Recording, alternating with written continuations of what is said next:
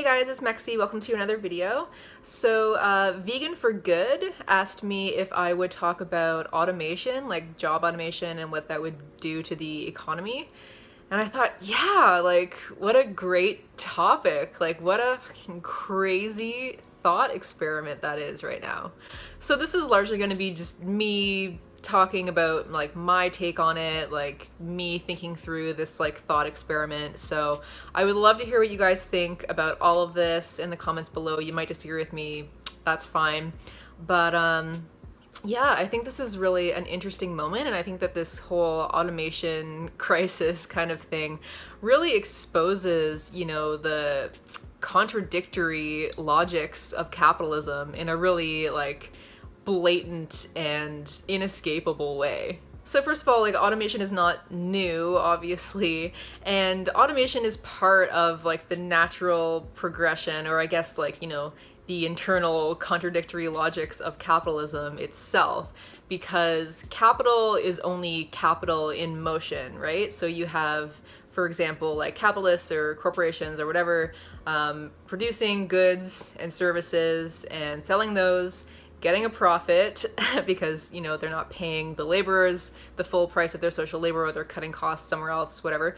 So they get that profit, and then in order to stay competitive and to grow and expand, etc., you have to take that profit and invest it in either upgrading your equipment, upgrading your technology, or automating things to make things more efficient, to cut down on your production costs, or of course, you know, keeping that downward pressure on labor, trying to get the cheapest labor possible, or, you know, bust up unions and try to like not pay benefits and pensions and things like that, right? So this investing in technology and upgrading and trying to reduce production costs, reduce labor costs, is just part of the natural progression of capitalism. It's just like, you know, capitalists forced to compete with one another will obviously be forced to engage in these practices and to try and automate as much as possible. So as I've said in other videos, capitalism destroys the two things that it needs for its own reproduction. It destroys labor, or it attacks labor, puts that downward pressure on labor to keep costs low and keep profits increasing.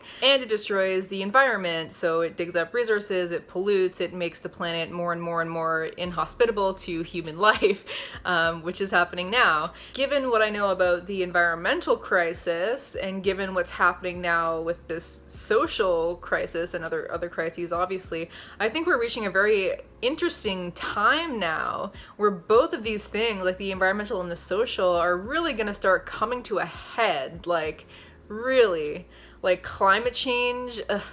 Check out my climate change video if you haven't already. I'll link it in the description box below. But basically, like, shit is whack. We have like the permafrost melting, which is, you know, a positive feedback loop, and we have glaciers melting, which is another positive feedback loop. You know, the Greenland ice sheet. We have like the glacier that feeds the Ganges River drying up, and so billions of people are going to be like, you know, I don't even want to think about it at all. And then social, I mean, obviously there have been social crises going on within capitalism for a long time, and you know, obviously there have been large populations of people who have been completely superfluous to capital for a long time, or kind of like held in that, you know, reserve pool of labor for capital. But this moment is a bit different, because not only now are we, you know, thinking about automating just like certain processes of production, but, you know, in a way that we still require some human beings to be present to do some, you know, low-skilled, low-wage work. We're now looking at robots that can, you know, mimic human intelligence and that don't actually need human supervision or input, or, you know, don't need a human to control it. It can actually make its own decisions. So Oxford researchers actually believe that in the next few decades, like 49% of jobs in America could be slated for automation. 49%! that is crazy, like half the workforce. And there's actually a lot of, surprising industries that people are saying could be slated to be automated first. So the first kind of group of people that are at risk are middle managers. So basically anyone who's working at a company that's working with like numbers. So, working with spreadsheets and data and analytics and things like that. Those jobs are likely to be automated in the near future. So the next group is anyone working with like commodity sales, so working with like ads or like proposals, quotations, or filling orders, things like that. That could all be automated very soon. So the third are actually like report writers or journalists or things like that. Like, I don't see how that's possible, to be honest, but people are saying that like, yeah, computers or like AI technology can be taught to synthesize information and then produce actual like readable pieces of writing. So that's a little bit scary. Four is like accountants and bookkeepers and things like that, and that's a little bit more obvious, dealing with numbers and just like auditing and things like that. And fifth, kind of surprisingly, people are saying doctors are actually, robots would be really great doctors and could assess people based on, whatever scientific merit and kind of take the human error element out of it. So there's so many industries that, and this is on top of industries that are obviously just like, factory jobs or whatever, things that are more obviously going to be slated to be taken over by technology or robots. And if you think about, like, there's going to be a lot of like ripple effects too, right? So like in the next like 5 or 10 years, Uber is going to be coming out with these like self-driving cars. So, all the taxi drivers, all the Uber drivers, like that's going to be a big thing. But the next big thing is like trucking, like truckers. And if you think about like the huge ripple effects that could have, like in America, so many, small towns in like middle America are completely set up around the trucking industry. So you have like, hotels, motels, and restaurants, and, whatever, stores and gas stations, blah, blah, blah, all set up to service these truckers.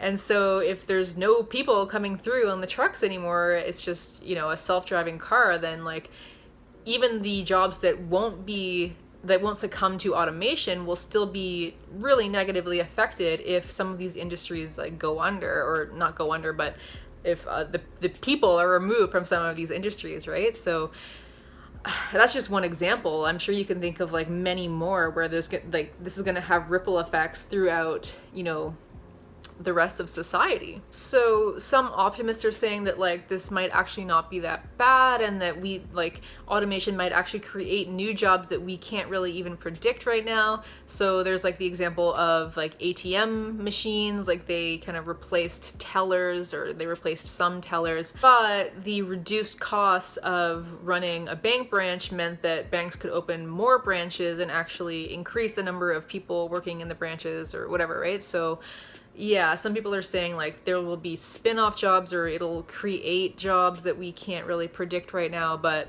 I mean, that's the thing. Like we obviously can't predict that, what new jobs will be created. And like considering AI is, slated to get so advanced that it could basically just like be a human, or like mimic a human completely and not need human input, then like it's hard to imagine many jobs, or if any jobs, like being safe from that kind of advancement, right? So now, I'm sure you've heard this, like a lot of, like Elon Musk and a lot of like the Silicon Valley guys are saying that we're gonna need basic income for all these people that are soon going to be displaced by automation. I'll link an article about this below, about how basic income, like there's kind of two ways that this can go, and there's like a neoliberal way and there's a more progressive way. So obviously it's not like progressive in that it's like anti-capitalist, although there are some people saying that like this is a way to disrupt the relationship between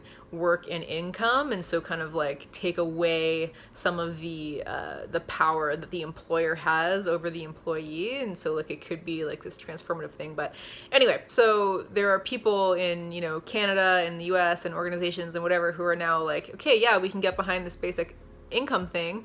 but only if like certain rules are applied, right? So kind of like the neoliberal version of this would look like giving everybody a very, very small income, like $10,000 a year or whatever, and then kind of making everything else privatized, you know? So like taking away, like there's no universal healthcare, there's no universal, like there's no benefits, nothing. It's just like, here's your basic income, which is like not a living wage at all anyway, right? It's just like, it's hardly enough to survive, but that's all you get, is that like non-living wage, and you don't have access to anything else. You know, you're free. It's like the US right now, like you're free to choose your service provider even though you can't afford it, like whatever, right? So the author of this article talks about how this is just like another way to, you know, increase inequality, or just another way to make sure that there is that reserve pool of labor, reserve pool of people willing to work like low wage jobs. But if you think about that neoliberal model, like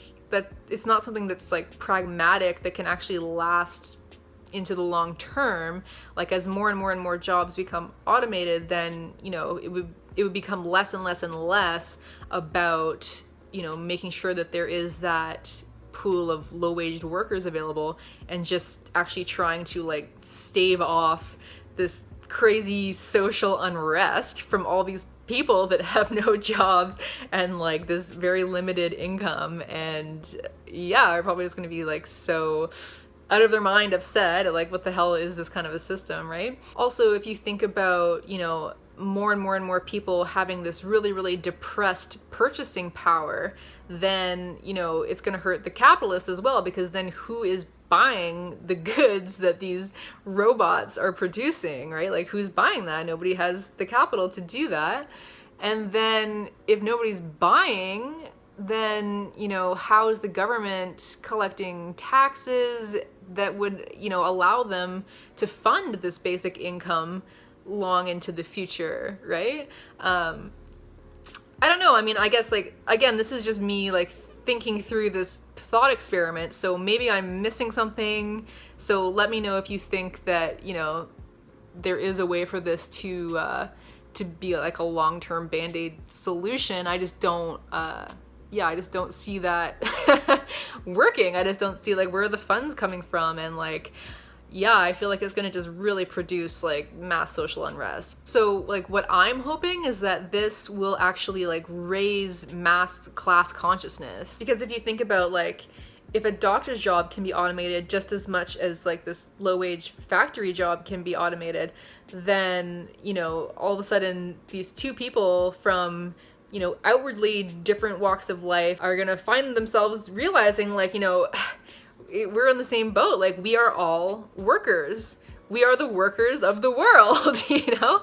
And I think that's like, what better thing to show everyone like what class consciousness is. And again, I feel like this like social crisis is going to be rumbling up, you know, around the same time that these like great environmental crises are going to be facing us. So to me, this is like, man, this is going to be like prime time for revolution. Like this is going to be prime time for everyone to just be like, okay, like, I guess we have to admit now that capitalism is such a flawed and ridiculous system. Like, it doesn't make sense. It's not sustainable. It's not something that we can keep marching on. Like, it doesn't make sense, you know, in the long run, it doesn't make sense. And so it's like, wow, this is actually like, could be such a great moment. But then I also think like, I don't know, don't even get me started on AI, honestly. Like, I think AI is one of like the dumbest things that humans will ever do. Like we're gonna just basically create this species of beings that, you know, their mental capacity is gonna be able to outstrip ours by like, you know, times infinity. Like it's just gonna be like unimaginable and like unstoppable, right? And like Stephen Hawking and Elon Musk and all, like 1,000, you know, experts and whatever scientists, people in the field, wrote this open letter saying that like we should really be careful about this, like creating AI, like creating this new species race of beings that like are gonna be able to outcompete us. You know, this is like one of the biggest existential threats that humanity will ever face. And, you know, obviously, like, they're looking at making AI like weaponry now, or like AI soldiers and things like that, right? So, like, obviously these things are going to be weaponized, and it's not going to be like a regular drone where you have to have somebody controlling it. Like, not that drones are a good thing, but like you still have to have a person controlling it, telling it what to do. These are going to be things that can make their own decisions, and like use their weaponry as they see fit, right? So it's like, duh, this is the dumbest thing we're ever gonna do. So I don't know.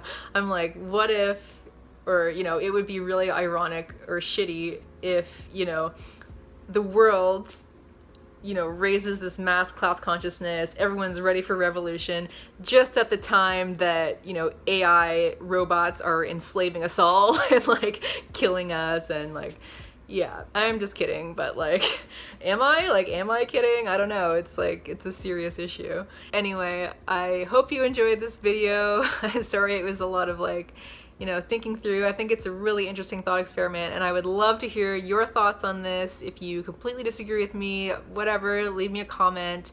Like if you like it, subscribe, share, whatever, and I'll see you in another video.